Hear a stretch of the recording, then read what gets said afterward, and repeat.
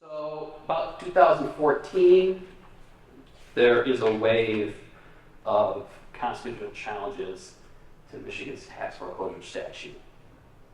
A lot of it is spurred on by an organization called the Pacific Legal Foundation. So they're kind of a national kind of legal group really interested in property rights.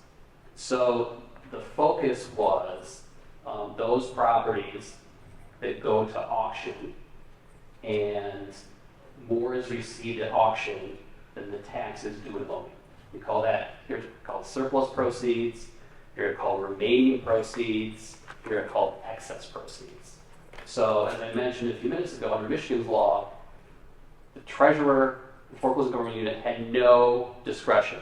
It had to deposit anything excess, remaining, over and above the taxes owed, fees and other things, into the DTRF.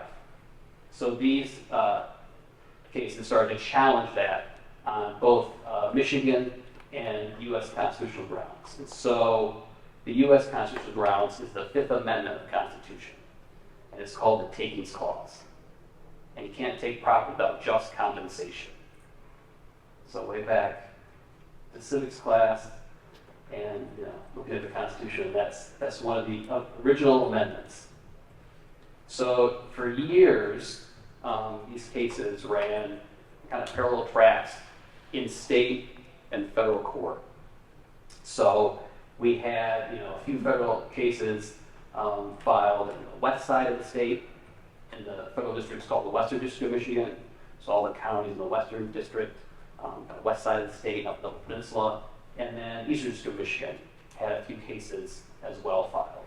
The first was in the Western District of Michigan, and that's the Wayside Church versus Van Buren County case. I'm going to talk more about that as we go along in that case and where it kind of sits now.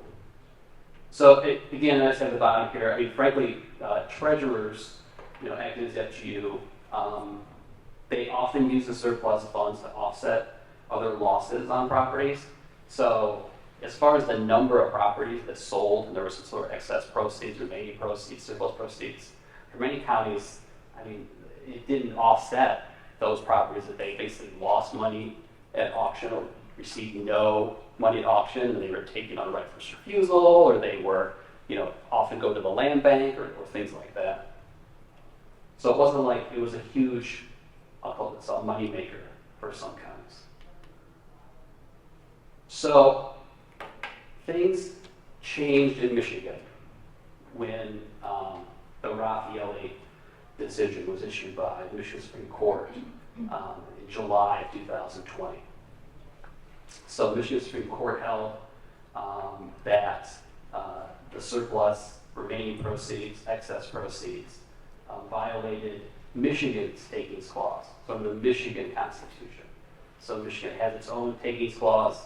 The Supreme Court of Michigan did not think that it violated the Fifth Amendment, the federal takings clause.